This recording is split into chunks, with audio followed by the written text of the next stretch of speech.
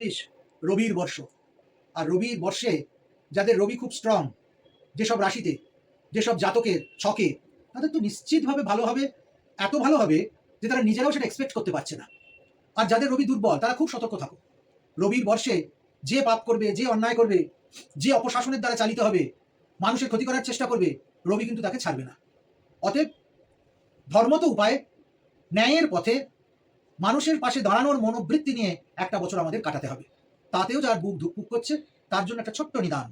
সবাই মিলে আগামী বছর 2026-এ অন্তত রবিবার নিরামিষ খান। কেন নিরামিষ খাবার কথা বলছি?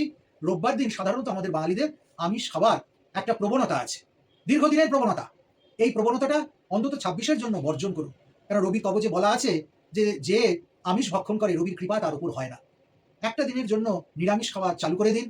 আর নিত্য সূর্যার্ঘ্য দিন।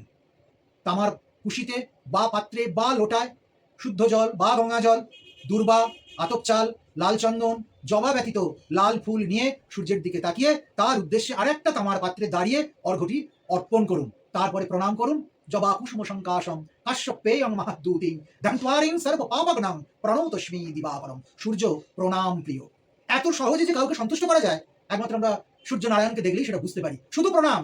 যেখানে এই একটা বছর, যেখানে যখন বিপদে পড়বেন উপর দিকে তাকিয়ে সূর্য নারায়ণের দিকে তাকিয়ে প্রার্থনা করুন, প্রণাম করুন, দেখুন অনেক আপদ বিপদ এমনি কেটে যাবে। বেশ রবির বর্ষ। আর রবির বর্ষে যাদের রবি খুব স্ট্রং, যেসব রাশিতে, যেসব জাতকের ছকে, তাদের তো নিশ্চিতভাবে ভালো হবে। এত ভালো হবে যে তারা নিজেরাও সেটা এক্সপেক্ট করতে পারছে না। আর যাদের রবি দুর্বল তারা খুব সতর্ক থাকো। রবির বর্ষে যে পাপ করবে, যে অন্যায় করবে, যে অপশাসনের